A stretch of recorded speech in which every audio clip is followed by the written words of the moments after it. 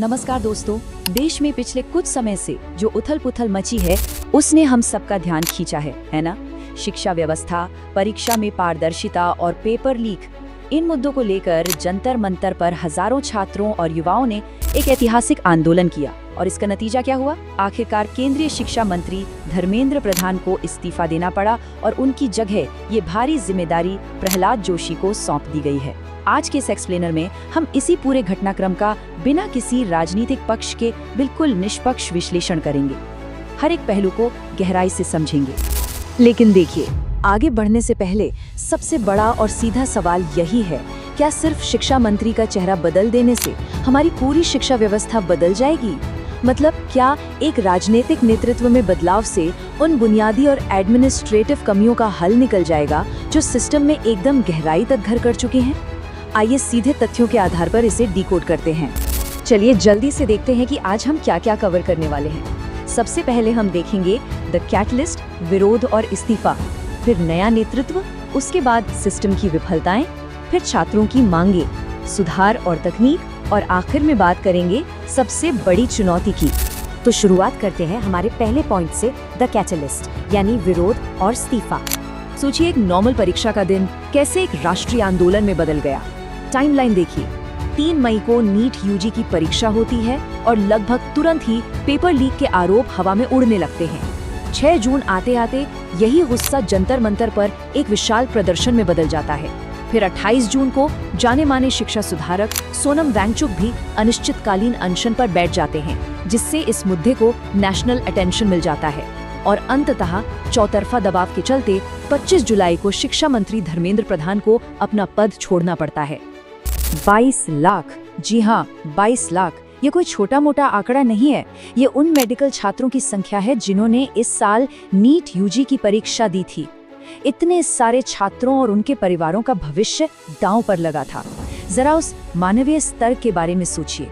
यही वजह थी कि इस आंदोलन ने इतनी तेजी से आग पकड़ी और पूरे देश का समर्थन हासिल किया।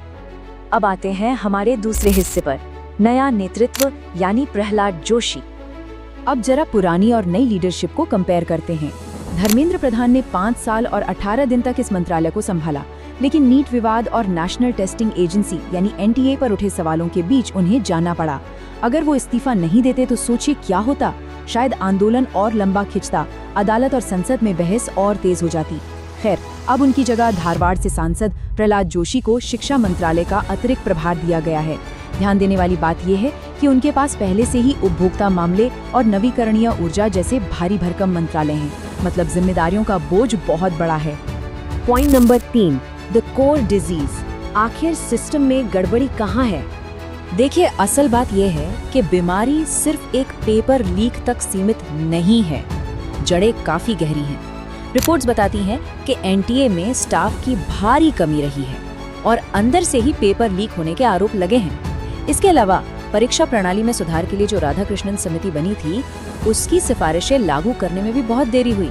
और सिर्फ नीट ही क्यों, सीबीएसई कक्षा 9 में अचानक 3 भाषा का नियम लाना, जिसे बाद में वापस लेना पड़ा, और फिर एनसीईआरटी की किताबों से अचानक चैप्टर हटा देना, इन सब नीतिगत उथल पुथल ने सिस्टम के प्रति जनता का भरोसा काफी हद तक तोड़ दिया है। आगे बढ़ते हैं भाग 4 पर, द स्टूडेंट्स वॉइस यानी छात्रों की मांगे। जंतर मंतर पर डटे उन युवाओं ने अपनी आवाज बहुत साफ रखी। उनकी मुख्य रूप से 3 मांगे थीं। पहली, परीक्षा प्रणाली में 100% पारदर्शिता हो। दूसरी, शिक्षा सस्ती और बेहतरीन क्वालिटी की हो। और तीसरी, सरकारी स्कूलों और प्राइमरी एजुकेशन के स्ट्रक्चर को मजबूत किया जाए। आपको बता दें कि जब सरकार ने इस्तीफे और कुछ अन्य मांगों पर सहमति जताई, तब जाकर यह आंदोलन खत्म हुआ। अब नई शिक्षा मंत्री की असली परीक्षा यही होगी कि वो इन 3 कसौटियों पर कितना खरा उतरते हैं। पॉइंट 5, द क्योर यानी सुधार और तकनीक। आपको पीआरएस इंडिया का एक हैरान करने वाला डेटा बताता हूँ। हमारे देश में अलग अलग राज्यों में नकल रोकने के कानूनों में जमीन आसमान का फर्क है। उत्तर प्रदेश में देखिए, अधिकतम सजा सिर्फ 3 महीने है, वहीं आंध्र प्रदेश में ये सीधा 7 साल तक हो सकती है। हालांकि गुजरात, उत्तराखंड और राजस्थान जैसे राज्यों ने हाल ही में अपने नियम सख्त किए हैं और किसी और की जगह परीक्षा देने को गंभीर अपराध माना है। लेकिन क्या एक कड़ा, एक समान राष्ट्रीय कानून इस दिशा में पहला कदम नहीं होना चाहिए? बिल्कुल होना चाहिए। सख्त कानूनों के साथ साथ तकनीक भी एक बहुत बड़ा गेम चेंजर साबित हो सकती है। आजकल एक्सपर्ट्स ब्लॉकचेन टेक्नोलॉजी के इस्तेमाल की बात कर रहे हैं। इसे ऐसे समझिए, ये एक ऐसा डिजिटल ताला है जिसे हैक करना या उसके साथ छेड़छाड़ करना इंसानों के लिए लगभग नामुमकिन है।